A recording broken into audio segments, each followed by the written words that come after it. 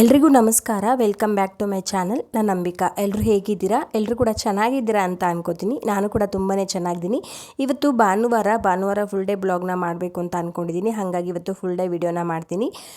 ಈ ಬ್ಲಾಗ್ನ ನಾನು ಸೋಮವಾರಲೇ ಅಪ್ಲೋಡ್ ಮಾಡಬೇಕಿತ್ತು. ನನಗೆ ಸ್ವಲ್ಪ ಟೈಮ್ ಇರಲಿಲ್ಲ ಎಡಿಟಿಂಗ್ ಮಾಡೋಕ್ಕೆ. ಹಾಗಾಗಿ ಮಂಗಳವಾರ ಅಂದರೆ ಇವತ್ತು ಅಪ್ಲೋಡ್ ಮಾಡ್ತಾ ಇದ್ದೀನಿ. ಫಸ್ಟು ಬೆಳಿಗ್ಗೆ ಎದ್ದ ತಕ್ಷಣ ನಾನು ಕೂಡ ಫ್ರೆಶ್ ಅಪ್ ಆಗಿ ಇಲ್ಲಿ ಒಂದು ಜ್ಯೂಸ್ನ ಮಾಡ್ಕೋತೀನಿ. ನಾವು ಡೈಲಿ ಒಂದು ಜ್ಯೂಸ್ನ ಮಾಡ್ಕೊತೀವಿ, ಒಂದು ಹೆಲ್ತಿ ಡ್ರಿಂಕ್ಸ್ ಥರ. ಇದೇನೋ ನಮಗೆ ತುಂಬಾ ಇಷ್ಟ ಆಗುತ್ತೆ. ಹಾಗಾಗಿ ಸುಮಾರು ದಿನಗಳಿಂದ ಮಾಡ್ಕೋತಾ ಇದ್ದೀವಿ. ಇವತ್ತು ನಾನಿಲ್ಲಿ ಸೌತೆಕಾಯಿ ಮತ್ತು ಕ್ಯಾರೆಟು ಮತ್ತು ಬೆಟ್ಟು ನೆಲ್ಲಿಕಾಯಿ ಮತ್ತು ನಿಂಬೆಹಣ್ಣು ಸೇರಿಸ್ಕೊಂಡು ಜ್ಯೂಸ್ನ ಮಾಡ್ತಾಯಿದ್ದೀನಿ. ನಾರ್ಮಲಾಗಿ ಸೌತೆಕಾಯಿ ಸಿಪ್ಪೆಲ್ಲ ತೆಗೆದು ಸಣ್ಣದಾಗಿ ಈ ರೀತಿಯಾಗಿ ಕಟ್ ಮಾಡಿಕೊಂಡು ಅದಕ್ಕೆ ಸಿಪ್ಪೆ ತೆಗೆದಿರುವಂಥ ಕ್ಯಾರೆಟು ಕೂಡ ಸೇರಿಸ್ಕೊಂಡು ಮತ್ತು ಒಂದು ನಿಂಬೆಹಣ್ಣು ಮತ್ತು ಬೆಟ್ಟು ನೆಲ್ಲಿಕಾಯಿನ ಸೇರಿಸ್ಕೊಂಡು ಸಣ್ಣದಾಗಿ ರುಬ್ಕೊಂಡು ಜ್ಯೂಸ್ ಮಾಡ್ಕೊಂಡು ಕುಡಿಯೋದು ಆರೋಗ್ಯಕ್ಕೆ ತುಂಬ ಒಳ್ಳೆಯದು. ಮತ್ತು ವೆಯ್ಟ್ ಲಾಸ್ ಮಾಡ್ತೀವಿ ಅಂತಂದರೆ ಅದಕ್ಕೂ ಕೂಡ ತುಂಬ ಒಳ್ಳೆಯದು. ಹಾಗಾಗಿ ನಾನು ಡೈಲಿ ಒಂದೊಂದು ಜ್ಯೂಸ್ನ ಚೇಂಜ್ ಮಾಡ್ತೀನಿ. ಒಂದೊಂದು ದಿನ ಬಾಳೆಕಾಯಿಂದ ಮಾಡ್ತೀನಿ, ಒಂದೊಂದು ದಿನ ಬೀಟ್ರೂಟು ಮತ್ತು ಕ್ಯಾರೆಟ್ ಈ ಥರ ಎಲ್ಲ ಸೇರಿಸ್ಕೊಂಡು ಒಂದೊಂದು ದಿನ ಮಾಡ್ತೀನಿ. ಒಂದೊಂದು ದಿನ ಒಂದೊಂದು ರೀತಿಯಾಗಿ ಮಾಡ್ಕೋತೀನಿ. ಇವತ್ತಿಲ್ಲಿ ನಾನು ಸೌತೆಕಾಯಿ ಮತ್ತು ಕ್ಯಾರೆಟು, ಬೆಟ್ಟದ ನೆಲ್ಲಿಕಾಯಿ ಮತ್ತು ನಿಂಬೆಹಣ್ಣು ಸೇರಿಸ್ಕೊಂಡು ಮಾಡ್ಕೊಂಡಿದ್ದೆ. ಇದಂತೂ ತುಂಬಾ ರುಚಿಯಾಗಿರುತ್ತೆ, ಆರೋಗ್ಯಕ್ಕೂ ಕೂಡ ತುಂಬ ಒಳ್ಳೆಯದು. ಹಾಗಾಗಿ ಇದನ್ನು ಸಣ್ಣದಾಗಿ ರುಬ್ಕೊಂಡು ಅದಕ್ಕೆ ಬೇಕಾಗಿರೋಷ್ಟು ನೀರನ್ನು ಕೂಡ ಸೇರಿಸ್ಕೊಂಡು ಸ್ವಲ್ಪ ಸಣ್ಣದಾಗಿ ರುಬ್ಕೊಂಡ್ರೆ ಸಾಕಾಗುತ್ತೆ. ಈ ಜ್ಯೂಸ್ ಎಲ್ಲ ಕುಡ್ದಾದ್ಮೇಲೆ ಫ್ರೀಜರಲ್ಲಿರುವಂಥ ಬಾಕ್ಸ್ಗಳೆಲ್ಲ ಕ್ಲೀನ್ ಮಾಡ್ಕೊಬೇಕಿತ್ತು. ಹಾಗಾಗಿ ಅದನ್ನು ಕೂಡ ಇವತ್ತೇ ಕ್ಲೀನ್ ಮಾಡ್ಕೊಳ್ಳೋಣ ಅಂತೇಳಿ ಮಾಡ್ಕೊತಾ ಇದ್ದೀನಿ. ನಾನು ಭಾನುವಾರನೇ ಆಲ್ಮೋಸ್ಟ್ ಆಗಿ ಈ ಥರ ಕ್ಲೀನ್ ಮಾಡ್ಕೊತೀನಿ. ಯಾಕಂತಂದರೆ ನಾನು ವಾರಕ್ಕೆ ಒಂದ್ಸತಿ ತರಕಾರಿ ತೊಗೊಂಡು ಬರೋದ್ರಿಂದ ನನಗೆ ಆಲ್ಮೋಸ್ಟ್ ಆಗಿ ಭಾನುವಾರ ಎಲ್ಲ ತರಕಾರಿಗಳು ಖಾಲಿ ಆಗಿರುತ್ತೆ ಮತ್ತು ಬಾಕ್ಸು ಕೂಡ ಖಾಲಿ ಇರುತ್ತಲ್ವ, ಆವಾಗ ನನಗೆ ಕ್ಲೀನ್ ಮಾಡ್ಕೊಳೋಕ್ಕೆ ತುಂಬ ಈಸಿ ಆಗುತ್ತೆ. ಹಾಗಾಗಿ ನಾವು ಈ ಥರ ವಾರಕ್ಕೆ ಒಂದ್ಸತಿ ಬಾಕ್ಸ್ಗಳೆಲ್ಲ ಕ್ಲೀನ್ ಮಾಡ್ಕೊಳೋದ್ರಿಂದ ಈ ಯೆಲ್ಲೋ ಕಲರ್ ಆಗಿ ಪ್ಯಾಚ್ ಎಲ್ಲ ಆಗುತ್ತಲ್ಲ, ಅಂದರೆ ಬ್ರೌನ್ ಕಲರೆಲ್ಲ ಆಗುತ್ತಲ್ವ, ಅಂದರೆ ಈ ಬಾಕ್ಸ್ಗಳು ಕಲರ್ ಚೇಂಜ್ ಆಗುತ್ತೆ, ಅಂದರೆ ಲೈಟ್ ಕಲರ್ ಆಗುತ್ತೆ, ಆ ರೀತಿಯಾಗೆಲ್ಲ ಆಗಲ್ಲ. ಹಾಗಾಗಿ ವಾರಕ್ಕೊಂದ್ಸತಿ ಈ ಥರ ಚೆನ್ನಾಗಿ ವಾಶ್ ಮಾಡ್ಕೊತೀನಿ. ಅದಾದಮೇಲೆ ಇದನ್ನು ನೀಟಾಗಿ ಕಾಟನ್ ಬಟ್ಟೆಲಿ ಒರೆಸ್ಬಿಟ್ಟು ಸ್ವಲ್ಪ ಹೊತ್ತು ಹಿಂಗೆ ಗಾಡೀಲಿ ಬಿಟ್ಬಿಡ್ತೀನಿ, ಅಂದರೆ ಹಾರಕ್ಕೆ ಬಿಟ್ಬಿಡ್ತೀನಿ. ಆವಾಗ ತುಂಬ ಚೆನ್ನಾಗಿ ಬಾಳಿಕೆ ಬರುತ್ತೆ. ಹಾಗಾಗಿ ಅದೆಲ್ಲ ಕ್ಲೀನ್ ಮಾಡಿಕೊಂಡು ಇಲ್ಲಿ ಟಿಫನಿಗೆ ಅಂತೇಳಿ ಸಿಂಪಲಾಗಿ ಒಂದು ಸ್ಯಾಂಡ್ವಿಚನ್ನು ಮಾಡ್ಕೊತಾ ಇದ್ದೀನಿ. ಮನೇಲಿ ತರಕಾರಿಗಳು ಯಾವುದೂ ಇರಲಿಲ್ಲ, ಎಲ್ಲ ತರಕಾರಿ ಖಾಲಿ ಆಗಿತ್ತು, ತೊಗೊಂಡು ಬರಬೇಕಿತ್ತು. ಇರೋ ತರಕಾರಿಗಳಲ್ಲೇ ಸಿಂಪಲಾಗಿ ಒಂದು ಸ್ಯಾಂಡ್ವಿಚ್ ಮಾಡೋಣ ಅಂತೇಳಿ ಮಾಡ್ತಾಯಿದ್ದೀನಿ. ಇದಂತೂ ತುಂಬಾ ಚೆನ್ನಾಗಿರುತ್ತೆ. ಈಗ ನಿಮ್ಮ ಮನೆಗಳಲ್ಲಿ ಸ್ಯಾಂಡ್ವಿಚ್ ಮಾಡೋವಂಥ ಮೇಕರ್ ಇರುತ್ತಲ್ವ, ಅಂದರೆ ಆ ಥರ ಮಿಷಿನ್ಸ್ ಇರುತ್ತೆ ಅಲ್ವ, ಅದಿಲ್ಲ ಅಂದರೂ ಕೂಡ ನಾವು ಸಿಂಪಲ್ಲಾಗಿ ತವಾದಲ್ಲೂ ಕೂಡ ಈ ಥರ ಸ್ಯಾಂಡ್ವಿಚ್ ಮಾಡ್ಕೋಬೋದು. ತುಂಬಾ ಚೆನ್ನಾಗಿರುತ್ತೆ ಮತ್ತು ಸಿಂಪಲ್ಲಾಗಿ ಕೂಡ ಇರುತ್ತೆ. ಅಷ್ಟೊಂದೆಲ್ಲ ವೆಜಿಟೇಬಲ್ ಕೂಡ ಏನು ಬೇಕಾಗಲ್ಲ. ನೀವು ಯಾರಾದರೂ ಟ್ರೈ ಮಾಡಿಲ್ಲ ಅಂತಂದರೆ ಒಂದ್ಸತಿ ಟ್ರೈ ಮಾಡಿ ನೋಡಿ, ತುಂಬಾ ರುಚಿಯಾಗಿ ಕೂಡ ಇರುತ್ತೆ. ವೆಜ್ ಮಾಡ್ತೀವಲ್ವ, ಆ ರೀತಿಯಾಗಿ ಮೇಕರ್ಸ್ ಇರುತ್ತಲ್ಲ, ಅಂದರೆ ಆ ಮಿಷಿನ್ಸ್, ಅದು ನನ್ನ ಹತ್ರನೂ ಕೂಡ ಇಲ್ಲ. ನಾನು ಕೂಡ ತವಾದಲ್ಲೇ ಮಾಡ್ಕೋತೀನಿ. ಹಾಗಾಗಿ ನಿಮ್ಗೆ ಯಾರಿಗಾದ್ರೂ ಇಲ್ಲಿ ಯೂಸ್ ಆಗ್ಬೋದು ಅಂತೇಳಿ ಈ ರೆಸಿಪಿನೂ ಕೂಡ ಶೇರ್ ಮಾಡ್ತಾ ಇದ್ದೀನಿ. ತುಂಬ ಸಿಂಪಲ್ಲಾಗಿರುತ್ತೆ. ಆನಿಯನ್ನ ಸಿಪ್ಪೆಲ್ಲ ತೆಗೆದು ಈ ರೀತಿಯಾಗಿ ಸ್ಲೈಸ್ ಥರ ಕಟ್ ಮಾಡ್ಕೊಬೇಕು, ಅಂದರೆ ರೌಂಡಾಗಿ ಕಟ್ ಮಾಡ್ಕೊಬೇಕು. ಮತ್ತು ಟೊಮೊಟೊ ಕೂಡ ಅಷ್ಟೇ ಈ ರೀತಿಯಾಗಿ ರೌಂಡಾಗಿ ಕಟ್ ಮಾಡ್ಕೊಬೇಕು. ಇದೇ ರೀತಿಯಾಗಿ ಕಟ್ ಮಾಡ್ಕೊಬೇಕು ಅಂತ ಏನಿಲ್ಲ, ನಿಮಗೆ ಯಾವ ರೀತಿಯಾಗಿ ಇಷ್ಟ ಆಗುತ್ತೆ ನೀವು ಆ ರೀತಿಯಾಗಿ ಕೂಡ ಮಾಡ್ಕೊಳ್ಳಿ. ನನಗೆ ಈ ರೀತಿಯಾಗಿ ಇಷ್ಟ ಆಗುತ್ತೆ, ಹಾಗೆ ನಾನು ಅದಕ್ಕೆ ಈ ರೀತಿಯಾಗಿ ಕಟ್ ಮಾಡ್ಕೋತೀನಿ. ತುಂಬಾ ಟೇಸ್ಟಿಯಾಗಿ ಕೂಡ ಇರುತ್ತೆ ಮತ್ತು ಸಿಂಪಲ್ಲಾಗಿ ಕೂಡ ಇರುತ್ತೆ. ಹಾಗಾಗಿ ಇವತ್ತು ಆ ರೆಸಿಪಿನ ನಿಮ್ಮ ಜೊತೆ ಕೂಡ ಶೇರ್ ಮಾಡ್ತಾ ಇದ್ದೀನಿ. ಈ ರೆಸಿಪಿ ಯಾರಿಗಾದ್ರೂ ಇಷ್ಟ ಆಯ್ತು ಅಂತಂದರೆ ಪ್ಲೀಸ್ ಒಂದು ಲೈಕ್ ಕೂಡ ಮಾಡಿ, ಸರಿನಾ? ಇವಾಗ ಈ ಥರ ರೌಂಡಾಗಿ ಕಟ್ ಮಾಡ್ಕೋತೀನಿ. ಇಲ್ಲಿ ಕ್ಯಾಪ್ಸಿಕಮ್ಮು ಕೂಡ ಒಂದು ಬಳಸ್ತಾ ಇದ್ದೀನಿ.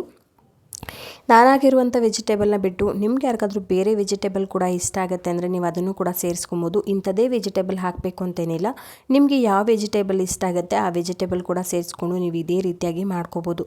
ಇದನ್ನು ಕೂಡ ಇದೇ ರೀತಿಯಾಗಿ ರೌಂಡಾಗಿ ಸ್ಲೈಸ್ ಥರ ಕಟ್ ಮಾಡ್ಕೋತೀನಿ. ತುಂಬಾ ಚೆನ್ನಾಗಿರುತ್ತೆ, ಒಂದ್ಸಲ ಟ್ರೈ ಮಾಡಿ ನೋಡಿ. ಸ್ವಲ್ಪ ವೆಜಿಟೇಬಲ್ ಎಲ್ಲ ಸ್ವಲ್ಪ ಸಣ್ಣದಾಗಿ ಕಟ್ ಮಾಡ್ಕೊಳ್ಳಿ, ಯಾಕಂತಂದರೆ ನಾವು ತವಾದಲ್ಲಿ ರೋಸ್ಟ್ ಮಾಡ್ಕೊಳೋದ್ರಿಂದ ಸ್ವಲ್ಪ ಲೇಟ್ ಆಗ್ಬೋದು. ಹಾಗಾಗಿ ಸ್ವಲ್ಪ ಸಣ್ಣದಾಗಿ ಸ್ಲೈಸ್ ಆಗಿ ಕಟ್ ಮಾಡ್ಕೊಳ್ಳಿ, ಆವಾಗ ತುಂಬಾ ಟೇಸ್ಟಿಯಾಗಿ ಕೂಡ ಬರುತ್ತೆ, ನೋಡೋಕ್ಕೂ ಕೂಡ ತುಂಬ ಚೆನ್ನಾಗಿ ಅನಿಸುತ್ತೆ. ಹಾಗಾಗಿ ನಾನಿಲ್ಲಿ ಸ್ವೀಟ್ ಕಾರ್ನ್ ಕೂಡ ಬಳಸ್ತಾ ಇದ್ದೀನಿ. ನಿಮ್ಮ ಹತ್ರ ಇದೆ ಅಂತಂದರೆ ಬಳಸಿ, ಇಲ್ಲ ಅಂತಂದರೆ ಬರೀ ವೆಜಿಟೇಬಲ್ ಹಾಕಿ ಕೂಡ ನೀವು ಬಳಸ್ಕೋಬೋದು. ನಾನು ಈ ಥರ ಸೀಸನಲ್ಲಿ ಇದ್ದಾಗ ತೊಗೊಂಬಂದು ಈ ಥರ ಸ್ಟೋರೇಜ್ ಮಾಡಿ, ಹಸಿ ಬಟಾಣಿಗಳಾಗಿರ್ಬೋದು, ಈ ಥರ ಜೋಳ ಎಲ್ಲನೂ ಕೂಡ ಸ್ಟೋರೇಜ್ ಮಾಡಿ ಇಟ್ಕೊಂಡಿರ್ತೀನಿ. ಹಾಗಾಗಿ ಇಂಥ ರೆಸಿಪಿಗಳು ಮಾಡಿದಾಗ ತುಂಬ ಯೂಸ್ ಆಗುತ್ತೆ. ಹಾಗಾಗಿ ಇಲ್ಲಿ ಹಸಿ ಬಟಾಣಿ ಕೂಡ ಒಂದು ಸ್ವಲ್ಪ ಸೇರಿಸ್ಕೊತಿದ್ದೀನಿ. ಅದನ್ನು ಕೂಡ ನೀರಲ್ಲಿ ಹಾಕಿ ಸೂಪ್ ಮಾಡಿ ಇಟ್ಕೊತೀನಿ, ಯಾಕಂದರೆ ಅದು ಫ್ರೀಜರಲ್ಲಿ ಇರುತ್ತಲ್ವ, ಸ್ವಲ್ಪ ಗಟ್ಟಿ ಥರ ಆಗಿರುತ್ತೆ. ಹಾಗಾಗಿ ಅದಾದಮೇಲೆ ಇಲ್ಲಿ ನಾನು ಬ್ರೆಡ್ನ ತೊಗೊಂಡು, ಅದಕ್ಕೆ ನನ್ನ ಹತ್ರ ಇಲ್ಲಿ ಬೆಣ್ಣೆ ಇರಲಿಲ್ಲ, ಹಾಗಾಗಿ ನಾನಿಲ್ಲಿ ತುಪ್ಪನ ಬಳಸ್ತಾ ಇದ್ದೀನಿ ಬ್ರೆಡ್ ಮೇಲೆ. ನಿಮ್ಮ ಹತ್ರ ಏನಾದರೂ ಬೆಣ್ಣೆ ಇತ್ತಂದರೆ ಬೆಣ್ಣೆನ ಹಾಕ್ಕೊಳ್ಳಿ, ತುಂಬಾ ಟೇಸ್ಟಿಯಾಗಿ ಕೂಡ ಬರುತ್ತೆ. ನನ್ನ ಹತ್ರ ಇಲ್ಲ, ಹಾಗಾಗಿ ನಾನು ಆವಾಗಲೇ ಏನು ವೆಜಿಟೇಬಲ್ನ ಕಟ್ ಮಾಡಿ ಇಟ್ಕೊಂಡಿದ್ದೆ ಅಲ್ವಾ, ಎಲ್ಲ ವೆಜಿಟೇಬಲನ್ನು ಇದಕ್ಕೆ ಸೇರಿಸ್ಕೊತೀನಿ. ಅದಾದ ನಂತರ ಇಲ್ಲಿ ಸ್ವಲ್ಪ ಕೊತ್ತಂಬರಿ ಸೊಪ್ಪು ಮತ್ತು ಹಸಿರು ಮೆಣಸಿನ್ಕಾಯಿ, ಸ್ವಲ್ಪ ರುಚಿಗೆ ತಕ್ಕಷ್ಟು ಉಪ್ಪನ್ನು ಕೂಡ ಸೇರಿಸ್ಕೊಂಡು ಒಂದು ಚೀಸ್ನ ಇದ್ರ ಮೇಲೆ ಇಟ್ಕೊಂಡು ಮತ್ತು ಇದ್ರ ಮೇಲೆ ಬ್ರೆಡ್ ಸ್ಲೈಸ್ನ ಇಟ್ಕೊಂಡು ಕವರ್ ಮಾಡ್ಕೋತೀನಿ. ಎಲ್ಲ ಬ್ರೆಡ್ಡನ್ನು ಇದೇ ರೀತಿಯಾಗಿ ಮಾಡ್ಕೋತೀನಿ. ಬ್ರೆಡ್ಡು ಆರೋಗ್ಯಕ್ಕೆ ಅಷ್ಟೊಂದು ಒಳ್ಳೆಯದಲ್ಲ ಅಂತ ಹೇಳ್ತಾರೆ, ಮೈದಾ ಹಿಟ್ಟಿಂದ ಮಾಡ್ತಾರೆ ಅಂತ. ಬಟ್ ನಾನಿಲ್ಲಿ ಗೋಧಿಯಿಂದ ಮಾಡಿರುವಂಥ ಬ್ರೆಡ್ನ ಬಳಸ್ತಾ ಇದ್ದೀನಿ. ಈಗಿರೋದ್ರಲ್ಲಿ ಇದು ಸ್ವಲ್ಪ ಬೆಸ್ಟ್ ಅನಿಸುತ್ತೆ. ಹಾಗಾಗಿ ಆರೋಗ್ಯಕ್ಕೆ ಇದು ತುಂಬ ಒಳ್ಳೇದಂತಲ್ಲ, ಬಟ್ ಎಲ್ಲ ಬ್ರೆಡ್ಡಿಗೂ ಕಂಪೇರ್ ಮಾಡಿದ್ರೆ ಇರೋದ್ರಲ್ಲಿ ಸ್ವಲ್ಪ ಪರವಾಗಿಲ್ಲ ಅಂತೇಳಿ ಈ ಬ್ರೆಡ್ನ ಬಳಸ್ತಾ ಇದ್ದೀನಿ. ಇವಾಗ ಒಂದು ಗ್ಯಾಸ್ ಮೇಲೆ ಒಂದು ಈ ಥರ ತವಾನ ಇಟ್ಕೊಂಡು ತವಾಗೆ ಸ್ವಲ್ಪ ತುಪ್ಪನ ಸೇರಿಸ್ಮೇಲೆ ಅದನ್ನು ಕೂಡ ಎಲ್ಲ ಕಡೆ ನೀಟಾಗಿ ಸ್ಪ್ರೆಡ್ ಮಾಡಿಕೊಂಡು ಅದಾದ ನಂತರ ನಾನು ಆವಾಗಲೇ ಏನು ಬ್ರೆಡ್ನ ರೆಡಿ ಮಾಡಿ ಇಟ್ಕೊಂಡಿದ್ನಲ್ವ ಅದನ್ನು ಕೂಡ ಈ ತವ ಮೇಲೆ ಸೇರಿಸ್ಕೊಂಡು ಚೆನ್ನಾಗಿ ರೋಸ್ಟ್ ಮಾಡ್ಕೊತೀನಿ. ಅಂದರೆ ಈ ರೀತಿಯಾಗಿ ಎರಡೂ ಕೂಡ ಒಟ್ಟಿಗೆ ಸೇರಿಸ್ಕೊತೀನಿ, ಸ್ವಲ್ಪ ಬೇಗ ಆಗುತ್ತೆ ಅಂತ ಅಷ್ಟೇ. ಈ ಥರ ಚೆನ್ನಾಗಿ ಟರ್ನ್ ಮಾಡಿಕೊಂಡು ರೋಸ್ಟ್ ಮಾಡ್ಕೋಬೇಕು. ಎರಡೂ ಕಡೆಯೂ ನೀಟಾಗಿ ಟರ್ನ್ ಮಾಡಿ ರೋಸ್ಟ್ ಮಾಡ್ಕೊಬೇಕು ಈ ರೀತಿಯಾಗಿ. ಆವಾಗ ಟೇಸ್ಟ್ ತುಂಬ ಚೆನ್ನಾಗಿ ಬರುತ್ತೆ. ನೀವು ನಾರ್ಮಲಾಗೆಲ್ಲ ಈ ಬೇಕ್ರಿಗಳಲ್ಲೆಲ್ಲ ತೊಗೊಂಡು ತಿಂತಿರಲ್ವ, ಸೇಮ್ ಅದೇ ರೀತಿಯಾಗಿ ಬರುತ್ತೆ. ಒಂದ್ಸತಿ ಟ್ರೈ ಮಾಡಿ. ನನಗಂತೂ ಇದು ಪರ್ಸ್ನಲಿ ತುಂಬ ಇಷ್ಟ. ಹಾಗಾಗಿ ಯಾವಾಗಲಾದರೂ ಒಂದೊಂದ್ಸತಿ ಈ ಥರ ಮಾಡ್ಕೋತೀವಿ. ಎರಡೂ ಕಡೆ ಈ ರೀತಿಯಾಗಿ ಟರ್ನ್ ಮಾಡಿ ಚೆನ್ನಾಗಿ ಕುಕ್ ಮಾಡ್ಕೊಬೇಕು. ಎಲ್ಲ ಬ್ರೆಡ್ ಕೂಡ ಇದೇ ರೀತಿಯಾಗಿ ನಾನು ರೋಸ್ಟ್ ಮಾಡ್ಕೋತೀನಿ. ಸೇಮ್ ಇದೇ ರೀತಿಯಾಗಿ ಎರಡು ಕಡೆ ಟರ್ನ್ ಮಾಡಿಕೊಂಡು ರೋಸ್ಟ್ ಮಾಡ್ಕೋತೀನಿ. ಎಲ್ಲ ಬ್ರೆಡ್ಡನ್ನು ಇದೇ ರೀತಿಯಾಗಿ ರೋಸ್ಟ್ ಮಾಡ್ಕೋಬೇಕು, ತುಂಬ ಟೇಸ್ಟಿಯಾಗಿ ಕೂಡ ಬರುತ್ತೆ. ಇಲ್ಲಿ ನಾನು ಇಬ್ಬರೇ ಇರೋದು, ಹಾಗಾಗಿ ನಾವಿಬ್ಬರಿಗೆ 4ನ ಮಾಡ್ಕೊಂಡಿದ್ದೆ, ಇಬ್ಬರಿಗೂ 2 ಆಗುತ್ತೆ ಅಂತ. ಆದರೆ ನನಗೆ ಒಂದೇ ಸಾಕಾಯಿತು, ಫುಲ್ ಜಾಸ್ತಿನೇ ಅನ್ನಿಸ್ತು. ಹಾಗಾಗಿ ಇನ್ನೊಂದು ಬ್ರೆಡ್ನ ನಮ್ಮ ಮನೆಯವರಿಗೆ ಕೊಟ್ಬಿಟ್ಟೆ, ನನಗೆ ಸಾಕು ಅಂತೇಳಿ. ತುಂಬ ಟೇಸ್ಟಿಯಾಗಿದೆ ಅಂತೇಳಿ ಅವ್ರು 3 ಕೂಡ ತಿಂದ್ಕೊಂಡ್ರು, ಅವ್ರಿಗೆ ಇಷ್ಟ ಆಯಿತು. ಹಾಗಾಗಿ ಇವಾಗ ಇದನ್ನು ಈ ರೀತಿಯಾಗಿ ಮಧ್ಯದಲ್ಲಿ ಕಟ್ ಮಾಡ್ಕೋಬೇಕು, ಆವಾಗ ತುಂಬ ಟೇಸ್ಟಿಯಾಗಿ ಅನಿಸುತ್ತೆ. ಮತ್ತು ಇವು ಬೇಕ್ರಿಗಳಲ್ಲೆಲ್ಲ ಸಿಗುತ್ತಲ್ವ ಆ ರೀತಿಯಾಗಿ ಇರುತ್ತೆ, ಒಳಗಡೆ ಚೀಸ್ ಎಲ್ಲ ಇರುತ್ತೆ ಮತ್ತು ವೆಜಿಟೇಬಲ್ ಎಲ್ಲ ಇರುತ್ತೆ ಅಲ್ವಾ. ಏನು ಬೇಕ್ರಿಗಳೇ ಹೋಗಿ ತೊಗೊಂಡು ಬಂದು ತಿಂದ್ವಿ ಅನ್ನೋ ಥರ ಫೀಲ್ ಆಗ್ತಿರುತ್ತೆ. ಒಂದ್ಸಲ ಟ್ರೈ ಮಾಡಿ, ತುಂಬ ರುಚಿಯಾಗಿ ಕೂಡ ಇರುತ್ತೆ. ನಾನು ಕೂಡ ಇದು ಟಿಫನ್ ಎಲ್ಲ ತಿಂದ್ಕೊಂಡು ಅದಾದ ನಂತರ ಸ್ವಲ್ಪ ಗ್ಯಾಸ್ ಮತ್ತೆಲ್ಲ ಕ್ಲೀನ್ ಮಾಡ್ಕೊಬೇಕಿತ್ತು, ಅದನ್ನು ಕೂಡ ಇವತ್ತೇ ಕ್ಲೀನ್ ಮಾಡ್ಕೊಂಡು ಬಿಡೋಣ ಅಂತೇಳಿ ಮಾಡ್ಕೊತಾ ಇದ್ದೀನಿ. ನೀವು ನೋಡ್ತಿರ್ಬೋದು, ಸೇಮ್ ಈ ಸ್ಯಾಂಡ್ವಿಚ್ ಬೇಕ್ರಿಗಳಲ್ಲೆಲ್ಲ ಸಿಗುತ್ತಲ್ವ ಅದೇ ರೀತಿಯಾಗಿ ಬರುತ್ತೆ. ನಿಮಗೆ ಸ್ಯಾಂಡ್ವಿಚ್ ಮಾಡುವಂಥ ಮೇಕರೇ ಬೇಕಂತ ಹೇಳಿಲ್ಲ, ಈ ಥರ ತವದಲ್ಲೂ ಕೂಡ ನಾವು ಸೇಮ್ ಅದೇ ರೀತಿಯಾಗಿ ಮಾಡ್ಕೋಬೋದು. ಒಂದ್ಸಲ ಟ್ರೈ ಮಾಡಿ ನೋಡಿ. ನಾನು ಕೂಡ ಟಿಫನ್ ಎಲ್ಲ ಮುಗಿಸ್ಕೊಂಡು ಆನಂತರ ಇಲ್ಲಿ ಕಿಚನ್ ಎಲ್ಲ ಕ್ಲೀನ್ ಮಾಡ್ಕೊಬೇಕಿತ್ತು, ಹಾಗಾಗಿ ಕ್ಲೀನ್ ಮಾಡ್ಕೊತಾ ಇದ್ದೀನಿ. ತುಂಬ ದಿನ ಆಗಿತ್ತು, ಅಂದರೆ ಲಾಸ್ಟ್ ವಾರ ಕ್ಲೀನ್ ಮಾಡ್ಕೊಂಡಿದ್ದು, ಕ್ಲೀನ್ ಮಾಡೇ ಇರಲಿಲ್ಲ. ಆಯಿಲ್ ಬಾಟಲ್ಸ್ಗಳೆಲ್ಲ ಶನಿವಾರ ಹಿಂದಿನ ದಿನ, ಅಂದರೆ ಶನಿವಾರ ಹಿಂದಿನ ದಿನವೇ ಕ್ಲೀನ್ ಮಾಡಿ ಇಟ್ಕೊಂಡಿದ್ದೆ. ಈ ಬಿಸಿನೀರು ಹಾಕಿ ಆಯಿಲ್ ಬಾಟಲ್ಸ್ಗಳೆಲ್ಲ ಕ್ಲೀನ್ ಮಾಡಿ ಇಟ್ಕೊಳೋದ್ರಿಂದ ತುಂಬ ಚೆನ್ನಾಗಿ ಕ್ಲೀನ್ ಆಗ್ತವೆ. ಅದ್ರ ಜೊತೆಗೆ ಸ್ವಲ್ಪ ಕಟ್ಲೆಟ್ಟು ಕೂಡ ಸೇರಿಸ್ಕೊಂಡು ಕ್ಲೀನ್ ಮಾಡ್ಕೊಳೋದ್ರಿಂದ ಆಯಿಲ್ ಬಾಟಲ್ಸಲ್ಲಿ ಇರುತ್ತಲ್ವ ಜಿಡ್ಡಿನ ಅಂಶ, ಅದು ಯಾವುದೂ ಕೂಡ ಇರಲ್ಲ, ಚೆನ್ನಾಗಿ ಕ್ಲೀನ್ ಆಗುತ್ತೆ. ಒಂದ್ಸಲ ಟ್ರೈ ಮಾಡಿ, ಯಾರಾದರೂ ಟ್ರೈ ಮಾಡಿಲ್ಲ ಅಂತಂದರೆ. ಈ ಬಾಕ್ಸ್ಗಳಾಗಿರ್ಬೋದು, ಈ ಜಾರ್ಗಳಾಗಿರ್ಬೋದು, ಚಿಕ್ಕದೆಲ್ಲ ಇರುತ್ತಲ್ಲ ಬಾಟಲ್ಸ್ಗಳೆಲ್ಲ, ಅದೆಲ್ಲನೂ ಕೂಡ ನೀಟಾಗಿ ಒಂದು ಕಾಟನ್ ಬಟ್ಟೆಯಲ್ಲಿ ಒರೆಸ್ಬಿಟ್ಟು ಹಾಗೆ ಎತ್ತಿಟ್ಕೋತಾ ಇದ್ದೀನಿ. ಯಾಕಂತಂದರೆ ನಾನು ಅವಾಗವಾಗ ಈ ಥರ ಕ್ಲೀನ್ ಮಾಡ್ಕೋತಾನೆ ಇರ್ತೀನಲ್ಲ ವಾರಕ್ಕೊಂದ್ಸತಿ, ಅಷ್ಟೊಂದೇನು ನಮ್ಮ ಮನೆಯಲ್ಲೆಲ್ಲ ಗಲೀಜಾಗಲ್ಲ, ತುಂಬ ನೀಟಾಗೇ ಇರುತ್ತೆ. ಯಾವಾಗಲೂ ಕೂಡ ನಾನು ಅವಾಗವಾಗ ಇದೇ ರೀತಿಯಾಗಿ ಕ್ಲೀನ್ ಮಾಡ್ಕೋತಾ ಇರ್ತೀನಿ. ಹಾಗಾಗಿ ಮತ್ತು ಅವಾಗಲೇ ಕೆಲಸ ಸ್ವಲ್ಪ ನಾನು ಮಾಡ್ಕೋತಾನೆ ಇರ್ತೀನಿ. ಹಾಗಾಗಿ ನನಗೆ ಅಷ್ಟೊಂದಾಗಿ ಸಂಡೇಸ್ ಎಲ್ಲ ಕಷ್ಟ ಅಂತ ಅನಿಸಲ್ಲ. ಮತ್ತು ಇವತ್ತು ಲಂಚ್ಗೆ ಆಚೆನೇ ಹೋಗಬೇಕಿತ್ತು, ಹಾಗಾಗಿ ಇವತ್ತು ಲಂಚ್ ಅಂತ ಏನೂ ಮಾಡ್ತಾಯಿಲ್ಲ. ನಮ್ಮ ಮನೆಯವ್ರ ಫ್ರೆಂಡ್ಸ್ ಎಲ್ಲ ಬರ್ತೀವಿ, ಆಚೆನೇ ಹೋಗೋಣ ಊಟಕ್ಕೆ ಅಂತ ಹೇಳಿದ್ರು. ಹಾಗಾಗಿ ಕಸಿನ್ ಅಣ್ಣ ಒಬ್ಬರು ಬರ್ತೀನಿ ಅಂದರು. ಸರಿ ಅಂತೇಳಿ ಆಚೆನೇ ಇವತ್ತು ಊಟ ಎಲ್ಲ ಮುಗಿಸ್ಕೊಂಡು ಬರೋಣ ಅಂತೇಳಿ ಮನೇಲಿ ಜಸ್ಟ್ ಒಂದು ಸ್ಯಾಂಡ್ವಿಚ್ ಮಾಡ್ಕೊಂಡು ತಿಂದು ಅದಾದಮೇಲೆ ಲಂಚ್ಗೆ ಅಂತ ಇವತ್ತು ಆಚೆ ಹೋಗಿದ್ದು. ಹಾಗಾಗಿ ಇವತ್ತು ಮಧ್ಯಾಹ್ನ ಲಂಚ್ ಮಾಡೋವಂಥ ಕೆಲಸ ಯಾವುದೇ ಇರಲಿಲ್ಲ. ಮತ್ತು ಕ್ಲೀನ್ ಆದರೂ ಮಾಡ್ಕೊಂಡು ಬಿಡೋಣ, ಒಂದು ಕೆಲಸ ಆಗುತ್ತೆ ಅಂತೇಳಿ ಅದನ್ನು ಕೂಡ ಇವತ್ತು ಕ್ಲೀನ್ ಮಾಡ್ಕೊತಾ ಇದ್ದೀನಿ. ಅದಾದಮೇಲೆ ಇವತ್ತು ಗ್ಯಾಸ್ ಎಲ್ಲ ಕ್ಲೀನ್ ಮಾಡ್ಕೊಬೇಕಿತ್ತು, ಗ್ಯಾಸು ಕೂಡ ಸ್ವಲ್ಪ ಗಲೀಜಾಗಿತ್ತು. ಹಾಗಾಗಿ ಅದನ್ನು ಇವತ್ತು ಕ್ಲೀನ್ ಮಾಡ್ಕೊಳ್ಳೋಣ ಅಂತೇಳಿ ಅದನ್ನು ಕೂಡ ಕ್ಲೀನ್ ಮಾಡ್ತಾಯಿದ್ದೀನಿ. ನನಗೆ ಈ ಥರ ವಾರಕ್ಕೊಂದು ಸತಿ ಕ್ಲೀನ್ ಮಾಡ್ಕೋತೀನಿ, ನನಗೆ ಅವಾಗ ಅಷ್ಟೊಂದಾಗಿ ಕಷ್ಟ ಆಗೋಲ್ಲ. ಕೆಲವೊಂದು ಸತಿ ಫ್ರೀ ಇದ್ದಾಗ ರಾತ್ರಿ ಹೊತ್ತು ಕೂಡ ಏನಾದ್ರು ಸ್ವಲ್ಪ ಫ್ರೀ ಇದೆ ಅಂತಂದರೆ ಆವಾಗಲೂ ಒಂದೊಂದು ಕೆಲಸನ ಸಣ್ಣ ಕೆಲಸಗಳೆಲ್ಲ ಆವಾಗಲೂ ಕೂಡ ಮಾಡ್ಕೋತೀನಿ.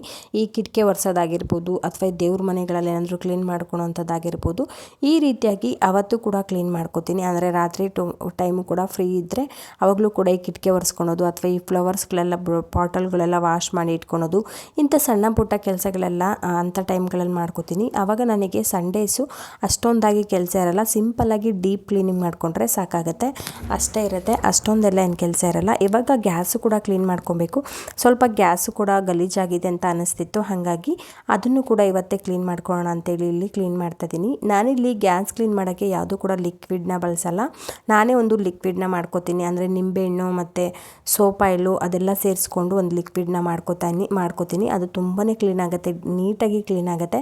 ನೆಕ್ಸ್ಟ್ ವಿಡಿಯೋಗಳಲ್ಲಿ ಅದನ್ನು ಯಾವ ರೀತಿಯಾಗಿ ಮಾಡ್ಕೊಳೋದು ಅಂತೇಳಿ ಆ ವಿಡಿಯೋನೂ ಕೂಡ ನಿಮ್ಮ ಜೊತೆ ಶೇರ್ ಮಾಡ್ಕೋತೀನಿ. ಅದು ಕೂಡ ಝೀರೋ ಕಾಸ್ಟಲ್ಲಿ ಮಾಡ್ಕೊಳೋಂಥದ್ದು, ಅಂದರೆ ವೇಸ್ಟ್ ಆಗಿರ್ತಾವಲ್ಲ ನಿಂಬೆಹಣ್ಣು ಅದೆಲ್ಲ ಬಳಸಿ ಒಂದು ಲಿಕ್ವಿಡ್ನ ಮಾಡ್ಕೋತೀನಿ.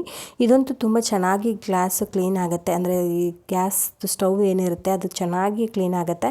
ಹಾಗಾಗಿ ನಾನೇ ಈ ಥರ ಮಾಡಿಕೊಂಡು ಕ್ಲೀನ್ ಮಾಡ್ಕೋತೀನಿ. ಗ್ಯಾಸು ಕೂಡ ಚೆನ್ನಾಗಿ ಕ್ಲೀನ್ ಮಾಡ್ಕೋಬೋದು. ಹಾಗಾಗಿ ಕಿಚನೆಲ್ಲ ಕ್ಲೀನ್ ಮಾಡಿಕೊಂಡು ಆನಂತರ ಇಲ್ಲಿ ಒಂದು ಸ್ವಲ್ಪ ಶಾಪಿಂಗ್ ಮಾಡ್ಕೊಬೇಕಿತ್ತು. ಹಾಗಾಗಿ ನಮ್ಮ ಅಪಾರ್ಟ್ಮೆಂಟಲ್ಲೇ ಪಕ್ಕದಲ್ಲೇ ಒಂದು ಶಾಪ್ ಇದೆ, ಅಲ್ಲೋಗಿ ಸಿಂಪಲ್ಲಾಗಿ ಇವಾಗ ರಾತ್ರಿಗೆ ಏನು ಬೇಕು ಅಂಥದ್ದು ಮಾತ್ರ ತೊಗೊಂಡು ಬಂದೆ. ಯಾಕಂತಂದರೆ ನಾವು ವೆಜಿಟೇಬಲೆಲ್ಲ ಇವತ್ತೇನು ತೊಗೊಂಡು ಬಂದಿರಲಿಲ್ಲ, ಆಮೇಲೆ ಹೋಗಿ ತೊಗೊಂಡು ಬರೋಣ ಅಂತೇಳಿ ಸುಮ್ಮನೆ ಹಾಗೆ ಬಿಟ್ಟೆ. ಹಾಗಾಗಿ ಸ್ವಲ್ಪ ಕೊತ್ತಂಬರಿ ಸೊಪ್ಪು, ಒಂದು ಅರ್ಧ ಕೆಜಿಯಷ್ಟು ಟೊಮೊಟೊ, ಒಂದು 1/4 ಕೆಜಿಯಷ್ಟು ಕ್ಯಾರೆಟ್ನ ತೊಗೊಂಡು ಬಂದೆ. ಯಾಕಂತಂದರೆ ನಾನು ಮಾರ್ಕೆಟಿಗೆ ಹೋಗಿ ತೊಗೊಂಡು ಬರ್ತೀನಿ ಅಲ್ವಾ ಆಮೇಲೆ, ಹಾಗಾಗಿ ಇವಾಗ ಏನು ಬೇಡ ಅಂತ ಅನ್ನಿಸ್ತು. ಅಂದರೆ ಇಲ್ಲಿ ಸ್ವಲ್ಪ ರೈಟು ಕೂಡ ಜಾಸ್ತಿನೇ ಇರುತ್ತೆ, ಹಾಗಾಗಿ ಅಲ್ಲೇ ತೊಗೊಂಡು ಬಂದರೆ ಸ್ವಲ್ಪ ಚೆನ್ನಾಗಿ ಫ್ರೆಶ್ ಆಗಿರೋದು ಸಿಗುತ್ತೆ, ಸ್ವಲ್ಪ ರೈಟು ಕೂಡ ಕಡಿಮೆನೇ ಇರುತ್ತೆ. ಹಾಗಾಗಿ ಸ್ವಲ್ಪ ನನಗೆ ರಾಗಿ ಬೇಕಿತ್ತು, ಹಾಗಾಗಿ 1 ಕೆಜಿಯಷ್ಟು ರಾಗಿ ಕೂಡ ತೊಗೊಂಡು ಬಂದೆ. ನಾನಿಲ್ಲಿ ರಾಗಿ ಗಂಜಿ ಮಾಡ್ಕೋತೀನಲ್ಲ ಅದಕ್ಕೆ ಪೌಡ್ರನ್ನ ಮಾಡ್ಕೋಬೇಕಿತ್ತು, ಅಂದರೆ ರಾಗಿ ಪೌಡ್ರು ಮತ್ತು ರಾಗಿಯಿಂದ ಸ್ವೀಟ್ ಒಂದು ಮಾಡ್ಕೋಬೇಕಿತ್ತು. ಹಾಗಾಗಿ ರಾಗಿ ಬೇಕಿತ್ತು, ಹಾಗಾಗಿ ಅದನ್ನು ಕೂಡ 1 ಕೆಜಿಯಷ್ಟು ತೊಗೊಂಡು ಬಂದೆ. ಇದಂತೂ ತುಂಬ ಚೆನ್ನಾಗಿದೆ, ರಾಗಿ ಫ್ರೆಶ್ ಆಗಿತ್ತು, ಹೊಸ ರಾಗಿ ಅನಿಸುತ್ತೆ, ಒಂಥರ ರೆಡ್ ಕಲರ್ ಇತ್ತು, ತುಂಬ ಚೆನ್ನಾಗಿದೆ. ಹಾಗಾಗಿ 1 ಕೆಜಿಯಷ್ಟು ತೊಗೊಂಡು ಬಂದೆ.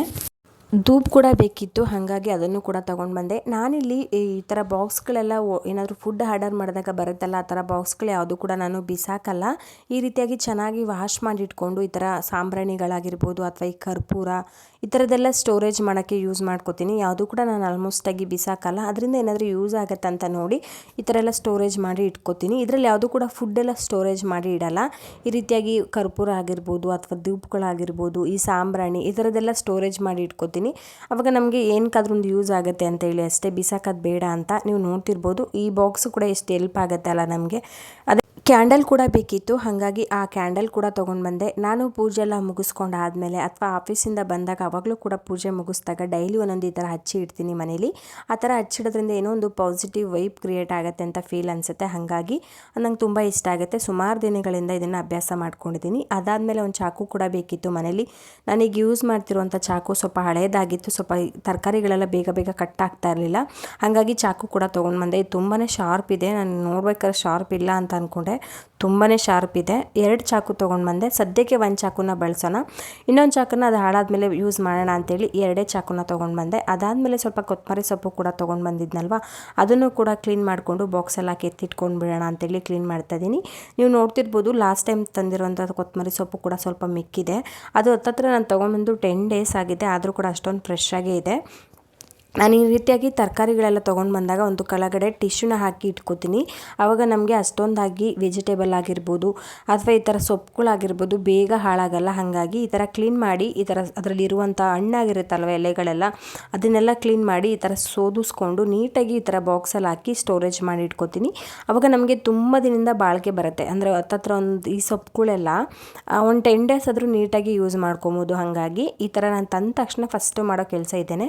ಆದರೆ ಇಲ್ಲಿ ಸೊಪ್ಪುಗಳನ್ನ ನಾನು ಯಾವುದೂ ಕೂಡ ವಾಶ್ ಮಾಡಲ್ಲ, ಡೈರೆಕ್ಟಾಗಿ ಈ ಥರ ಸೋದಿಸ್ಬಿಟ್ಟು ಹಾಕೋತೀನಿ. ನಾವು ವಾಶ್ ಮಾಡಿ ಇಟ್ಕೊಂಡ್ರೆ ಸೊಪ್ಪುಗಳು ಜಾಸ್ತಿ ದಿನ ಬಾಳಿಕೆ ಬರಲ್ಲ, ಅಂದರೆ ಕೊಳ್ತಂಗೆ ಆಗಿಬಿಡತ್ತೆ. ಹಾಗಾಗಿ ನಾವು ಯೂಸ್ ಮಾಡುವಂಥ ಟೈಮಲ್ಲಿ ನೀಟಾಗಿ ವಾಶ್ ಮಾಡಿಕೊಂಡು ಒಂದು ಸಲ ಯೂಸ್ ಮಾಡಿಕೊಂಡ್ರೆ ಆಗುತ್ತೆ. ಈ ಥರ ನೋಡಿ ಮೇಲೂ ಕೂಡ ಒಂದು ಟಿಶ್ಯೂನ ಸೇರಿಸಿ ಈ ಥರ ಇಡೋದ್ರಿಂದ ಅದರಲ್ಲಿ ಏನಾದರೂ ನೀರೇನಾದರೂ ನಾವು ಫ್ರೀಝರಲ್ಲಿ ಇಟ್ಟಾಗ ಸ್ವಲ್ಪ ತೇವಾಂಶ ಥರ ಆಗುತ್ತೆ, ಆವಾಗ ಟಿಶ್ಯೂ ಇತ್ತಂದರೆ ಅದೇ ಅಬ್ಸರ್ವ್ ಮಾಡ್ಕೊಳತ್ತೆ. ಹಾಗಾಗಿ ಈ ಥರ ಟಿಶ್ಯೂನ ಸೇರಿಸಿ ಇಟ್ಕೋತೀನಿ, ತುಂಬ ದಿನ ಬಾಳಿಕೆ ಕೂಡ ಬರುತ್ತೆ. ಹಾಗಾಗಿ ಇವಾಗ ರಾತ್ರಿ ಊಟಕ್ಕೆ ಅಂತೇಳಿ ಇಲ್ಲಿ ಚಪಾತಿನ ಮಾಡ್ಕೊಳ್ಳೋಣ ಅಂತ ಚಪಾತಿ ಮಾಡ್ಕೋತಾ ಇದ್ದೀವಿ. ಇವತ್ತು ಲಂಚ್ ತುಂಬ ಹೆವಿನೇ ಆಗಿತ್ತು ಫುಡ್ಡು, ಆಚೆ ಹೋಗಿದ್ವಲ್ವ ಊಟಕ್ಕೆ, ತುಂಬ ಹೆವಿನೇ ಅನ್ನಿಸ್ತು. ಇವತ್ತು ನಾನು ಅಲ್ಲಿ ವಿಡಿಯೋ ಮಾಡೋಣ ಅಂತ ಅಂದ್ಕೊಂಡೆ, ಯಾಕೋ ಅಷ್ಟೊಂದು ಕಂಫರ್ಟಬಲ್ಲೇ ಆಗಲಿಲ್ಲ. ಹಾಗಾಗಿ ವಿಡಿಯೋ ಎಲ್ಲ ಬೇಡ ಅಂತ ಹಾಗೆ ಬಂದೆ. ನಮ್ಮ ಮನೆಯವ್ರ ಫ್ರೆಂಡ್ಸ್ ಎಲ್ಲ ಇದ್ದರು, ಹಾಗಾಗಿ ನನಗೆ ವಿಡಿಯೋ ಮಾಡೋಕ್ಕೆ ಅಷ್ಟೊಂದಾಗಿ ಕಂಫರ್ಟಬಲ್ ಆಗಲಿಲ್ಲ, ಹಾಗಾಗಿ ಹಾಗೆ ಬಂದೆ. ಇವತ್ತು ರಾತ್ರಿ ಊಟಕ್ಕೆ ಅಂತೇಳಿ ಸಿಂಪಲ್ಲಾಗಿ ಚಪಾತಿನ ಮಾಡ್ಕೋತಾ ಇದ್ದೀನಿ. ನನಗೆ ಮಧ್ಯಾಹ್ನ ಊಟ ಮಾಡಿದೆ ತುಂಬ ಹೆವಿ ಆಯಿತು, ಹಾಗಾಗಿ ನನಗೇನು ಊಟ ಬೇಡ ಅಂತ ನಮ್ಮ ಮನೆಯವರಿಗಷ್ಟೇ ಒಂದು 4 ಚಪಾತಿನ ಮಾಡೋಣ ಅಂತೇಳಿ ಅವ್ರಿಗೆ ಮಾತ್ರ ಇವತ್ತು ಚಪಾತಿನ ಮಾಡ್ತಾಯಿದ್ದೀನಿ. ಇಲ್ಲಿ ನಾನು ಚಪಾತಿಗೆ ಸ್ವಲ್ಪ ಕೂಡ ಆಯಿಲ್ನ ಸೇರಿಸ್ತಾ ಇಲ್ಲ, ವಿತೌಟ್ ಆಯಿಲ್ ಹಾಕಿ ಚಪಾತಿನ ಮಾಡ್ಕೋತಾ ಇದ್ದೀನಿ. ಆರೋಗ್ಯಕ್ಕೂ ಕೂಡ ತುಂಬ ಒಳ್ಳೆಯದು, ಹಾಗಾಗಿ ಆಯಿಲ್ ಅಷ್ಟೊಂದಾಗಿ ಯೂಸ್ ಮಾಡೋದು ಬೇಡ ಅಂತೇಳಿ ಚಪಾತಿನ ಆಯಿಲ್ ಸೇರಿಸ್ತಾ ಹಾಗೆ ಮಾಡ್ಕೋತಾ ಇದ್ದೀನಿ. ಈ ಚಪಾತಿ ಹಿಟ್ಟಂತೂ ತುಂಬ ಸಾಫ್ಟಾಗಿ ಬರುತ್ತೆ ಚಪಾತಿ. ಇದು ಇದು ನಮ್ಮಮ್ಮ ಮನೆಯಿಂದ ತಂದಿದ್ದು, ಅಂದರೆ ನಮ್ಮ ಅತ್ತೆ ಮನೆಯಿಂದ ತೊಗೊಂಡು ಬಂದಿದ್ದು. ಅವರು ನಾರ್ತ್ ಕರ್ನಾಟಕ ಅಂದರೆ ಬಿಜಾಪುರದವರು. ಆ ಕಡೆ ಎಲ್ಲ ಚಪಾತಿ ರೊಟ್ಟಿ ಜಾಸ್ತಿ ಅಲ್ವಾ, ಹಾಗಾಗಿ ಚಪಾತಿ ಹಿಟ್ಟೆಲ್ಲ ತುಂಬ ಚೆನ್ನಾಗಿ ಮಾಡಿಸ್ತಾರೆ. ಅವರು ಚಪಾತಿ ಹಿಟ್ಟಿಗೆಲ್ಲ ದುಡ್ಡು ಕೊಟ್ಟೆಲ್ಲ ತೊಗೊಂಡು ಬರಲ್ಲ, ಅವರೇ ಗೋಧಿನ ಬೆಳೆಸಿ ಅದರಿಂದ ಹಿಟ್ಟನ್ನ ಮಾಡಿಸೋದು. ತುಂಬ ಸಾಫ್ಟಾಗಿ ಕೂಡ ಇರುತ್ತೆ ಮತ್ತು ಆರೋಗ್ಯಕ್ಕೂ ಕೂಡ ತುಂಬ ಒಳ್ಳೆಯದು. ನನಗೆ ಇವಾಗ ಅನ್ನಿಸ್ತಿದೆ ನಾನು ಸ್ವಲ್ಪ ಚಪಾತಿ ಹಿಟ್ಟು ಜಾಸ್ತಿನೇ ತೊಗೊಬರ್ಬೇಕಿತ್ತಂತ. ತುಂಬ ಸಾಫ್ಟಾಗಿ ಕೂಡ ಬರುತ್ತೆ, ಇದಕ್ಕೆ ಆಯಿಲ್ ಹಾಕಬೇಕು ಅನ್ನೋದೇ ಇಲ್ಲ, ಅಷ್ಟು ಸಾಫ್ಟಾಗಿ ಬರುತ್ತೆ. ಇಲ್ಲಿ ನಾನು ಸುಮಾರು ಬ್ರ್ಯಾಂಡಲ್ಲಿ ಚಪಾತಿ ಹಿಟ್ಟು ಯೂಸ್ ಮಾಡಿದ್ದೀನಿ, ಯಾವುದು ಕೂಡ ಇಷ್ಟೊಂದಾಗಿ ಸಾಫ್ಟಾಗಿ ಚಪಾತಿ ಹಿಟ್ಟು ಆಗೋದೇ ಇಲ್ಲ, ಅಷ್ಟು ಸಾಫ್ಟಾಗಿ ಬರುತ್ತೆ. ಮತ್ತು ಒಂಥರ ಈಗ ಮೈದೆ ಹಿಟ್ಟಲ್ಲಿ ಚಪಾತಿ ಮಾಡಿಕೊಂಡ್ರೆ ಯಾವ ರೀತಿಯಾಗಿರುತ್ತೆ ನೋಡಿ, ಆ ರೀತಿಯಾಗಿ ಬರುತ್ತೆ.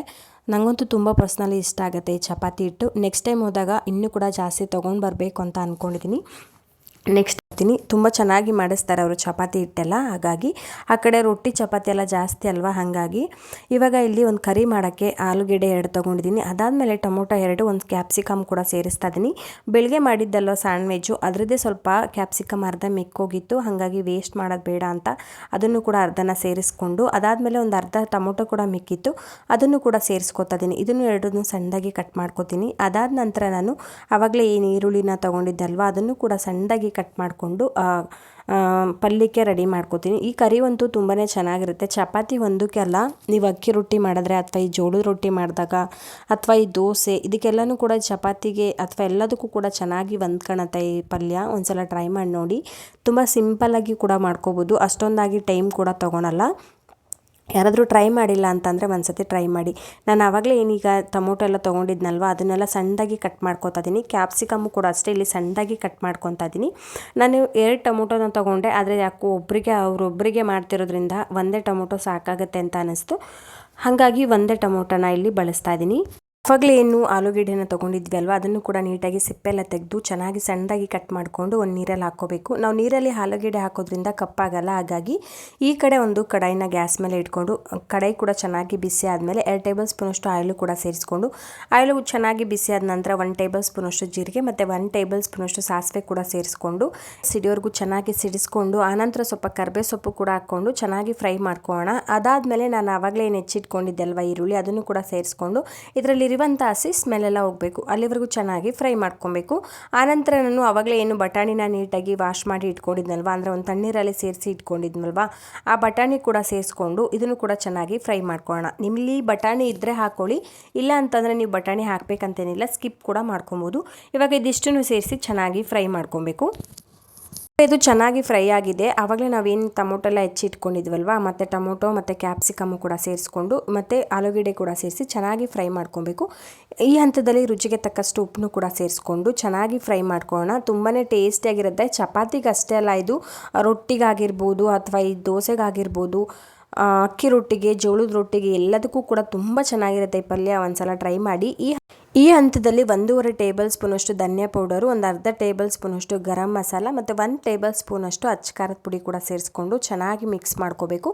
ಇದಕ್ಕೆ ಎಷ್ಟು ಬೇಕಷ್ಟು ನೀರನ್ನ ಸೇರಿಸ್ಕೊಂಡು ಚೆನ್ನಾಗಿ ಮಿಕ್ಸ್ ಮಾಡ್ಕೊಬೇಕು. ಇಲ್ಲಿ ನಮ್ಮನೆಯವರಿಗೆ ಸ್ವಲ್ಪ ಗ್ರೇವಿ ಥರ ಇರಬೇಕು ಅಂದರೆ ಪಲ್ಯಗಳು, ಹಾಗಾಗಿ ನಾನು ಸ್ವಲ್ಪ ನೀರನ್ನ ಜಾಸ್ತಿ ಸೇರಿಸ್ಕೊತಾ ಇದ್ದೀನಿ. ನಿಮಗೆ ಎಷ್ಟು ಬೇಕಷ್ಟು ನೋಡಿಕೊಂಡು ನೀವು ನೀರನ್ನ ಆ್ಯಡ್ ಮಾಡ್ಕೊಳ್ಳಿ.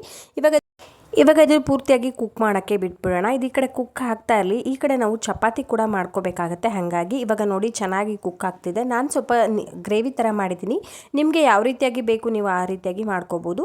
ಈ ಕಡೆ ಇದು ಕುಕ್ ಆಗ್ತಾ ಇರಲಿ, ಇಲ್ಲಿ ಚಪಾತಿ ಕೂಡ ರೆಡಿ ಮಾಡ್ಕೋತೀನಿ. ಕರೆಕ್ಟಾಗಿ 4 ಚಪಾತಿನೇ ಮಾಡಿದ್ದೀನಿ. ನನಗೆ ಅಷ್ಟೊಂದಾಗಿ ಹಸಿವೆ ಆಗಿರಲಿಲ್ಲ, ಹಾಗಾಗಿ ನನಗೆ ಬೇಡ ಅಂತೇಳಿ ನಮ್ಮ ಮನೆಯವ್ರಿಗೆ ಅಷ್ಟೇ ಚಪಾತಿನ ಮಾಡ್ತಾ ಇರೋದು. ಮತ್ತು ನಾನು ಯಾವಾಗಲೇ ಚಪಾತಿ ಮಾಡಿದ್ರೂ ಇದೇ ರೀತಿಯಾಗಿ ಮಾಡ್ತೀನಿ, ಅಂದರೆ ಹಿಟ್ಟನ್ನ ನಾನು ಫಸ್ಟೇ ಕಲಸಿ ಫ್ರೀಝರಲ್ಲೆಲ್ಲ ಎತ್ತಿಟ್ಕೊಂಡು ಅದಾದಮೇಲೆ ನಾನು ಚಪಾತಿ ಮಾಡೋಕ್ಕೆ ಹೋಗಲ್ಲ. ನನಗೇನೋ ಅಷ್ಟೊಂದಾಗಿ ಇಷ್ಟ ಆಗಲ್ಲ. ಯಾವಾಗಲೂ ಕೂಡ ಆದ್ರೂ ನಾನು ಚಪಾತಿ ಮಾಡೋ ಟೈಮಲ್ಲೇ ಹಿಟ್ಟನ್ನ ಕಲಸಿ ಚಪಾತಿನ ಮಾಡ್ಕೊಳೋದು. ಆ ಥರ ನಾವು ಕಲಸಿಟ್ಟು ಮಾಡ್ಕೊಳೋದು ಅಷ್ಟೊಂದಾಗಿ ಆರೋಗ್ಯಕ್ಕೂ ಕೂಡ ಒಳ್ಳೆಯದಲ್ಲ ಅಂತ ಹೇಳ್ತಾರೆ. ಹಾಗಾಗಿ ಇಲ್ಲಿ ಕೊನೆಯದಾಗಿ ಪಲ್ಯಕ್ಕೆ ಸ್ವಲ್ಪ ಕೊತ್ತಂಬರಿ ಸೊಪ್ಪು ಕೂಡ ಸೇರಿಸ್ಕೊಂಡು ಚೆನ್ನಾಗಿ ಮಿಕ್ಸ್ ಮಾಡಿಕೊಂಡ್ರೆ ಪಲ್ಯ ರೆಡಿನೇ ಆಗೋಗ್ಬಿಡುತ್ತೆ. ಇಲ್ಲಿ ಚಪಾತಿ ಕೂಡ ಈ ಕಡೆ ಒಸ್ಕೊಂಡ್ಬಿಟ್ರೆ ಚಪಾತಿ ಕೂಡ ರೆಡಿನೇ ಆಗೋಗ್ಬಿಡುತ್ತೆ. ನನಗಂತೂ ಈ ಥರ ಚಪಾತಿ ಒಸೆ ಮಣೆ ಇರುತ್ತಲ್ವ, ಅದರಲ್ಲಿ ನನಗೆ ಅಷ್ಟೊಂದಾಗಿ ಚಪಾತಿನ ಒಸೆಯೋಕ್ಕೆ ಬರಲ್ಲ, ಹಾಗಾಗಿ ನಾನು ಈ ರೀತಿಯಾಗಿ ತೊಗೊಂಡಿದ್ದೆ. ಈ ಚಪಾತಿ ಮಣೆ ಇರುತ್ತೆ ಅಲ್ವಾ, ಅದರಲ್ಲಿ ನನಗೆ ಅಷ್ಟೊಂದಾಗಿ ಕಂಫರ್ಟಬಲ್ ಆಗೋದೇ ಇಲ್ಲ. ಹಾಗಾಗಿ ಅದ್ರಲ್ಲಿ ಸ್ವಲ್ಪ ಚಪಾತಿ ಅಂಟ್ಕೊಳುತ್ತೆ ನನಗೆ. ಹಾಗಾಗಿ ತಿರುಗ್ಸೋಕ್ಕೆಲ್ಲ ನಂಗೆ ಸ್ವಲ್ಪ ಕಷ್ಟ ಅಂತಲೇ ಅನಿಸ್ತಿರುತ್ತೆ. ಹಾಗಾಗಿ ನಾನು ಈ ಥರದ್ರಲ್ಲಿ ಯೂಸ್ ಮಾಡ್ತೀನಿ. ನನಗೆ ತುಂಬ ಕಂಫರ್ಟಬಲಾಗಿ ಯೂಸ್ ಮಾಡ್ಕೋಬೋದು. ಹಾಗಾಗಿ ತುಂಬ ಚೆನ್ನಾಗಿರುತ್ತೆ ಕೂಡ. ನಾನು ಇದನ್ನು ಅಮೆಝಾನಲ್ಲಿ ತೊಗೊಂಡಿದ್ದು. ನಿಮ್ಗೆ ಯಾರಿಗಾದರೂ ಇದು ಲಿಂಕ್ ಬೇಕು ಅಂದರೆ ನೀವು ನನಗೆ ಕಾಮೆಂಟ್ ಸೆಕ್ಷನಲ್ಲಿ ಕಾಮೆಂಟ್ ಹಾಕಿ, ಖಂಡಿತವಾಗ್ಲೂ ನಾನು ನಿಮಗೆ ಲಿಂಕ್ನ ಶೇರ್ ಮಾಡ್ತೀನಿ. ತುಂಬ ಈಸಿಯಾಗಿ ಕೂಡ ಚಪಾತಿನ ಮಾಡ್ಕೊಂಬಿಡ್ಬೋದು. ಅಷ್ಟೊಂದಾಗಿ ಕಷ್ಟನೇ ಆಗಲ್ಲ ಇದರಿಂದ. ನಾನಿಲ್ಲಿ ಚಪಾತಿಗೆ ಸ್ವಲ್ಪ ಕೂಡ ಆಯಿಲ್ನ ಸೇರಿಸ್ಕೊಂಡಿಲ್ಲ, ಆದರೂ ಕೂಡ ಸಾಫ್ಟಾಗಿ ಬಂದಿದೆ. ನಾವು ಚಪಾತಿ ಹಿಟ್ಟನ್ನ ಹೇಗೆ ಕಲಿಸ್ಕೋತೀವಿ ಅನ್ನೋದ್ರ ಮೇಲೂ ಕೂಡ ಹೋಗುತ್ತೆ. ಸಾಫ್ಟಾಗಿ ಕಲಿಸ್ಕೊಂಡ್ರೆ ಸಾಫ್ಟಾಗಿ ಚಪಾತಿ ಬರುತ್ತೆ. ಅಂದರೆ ಹಿಟ್ಟನ್ನ ಗಟ್ಟಿ ಕಲಿಸ್ಕೋಬಾರ್ದು, ಸ್ವಲ್ಪ ಸಾಫ್ಟಾಗಿ ಹಿಟ್ಟನ್ನ ಕಲಿಸ್ಕೊಬೇಕು. ಆವಾಗ ಚಪಾತಿ ಕೂಡ ಸಾಫ್ಟಾಗೇ ಬರುತ್ತೆ.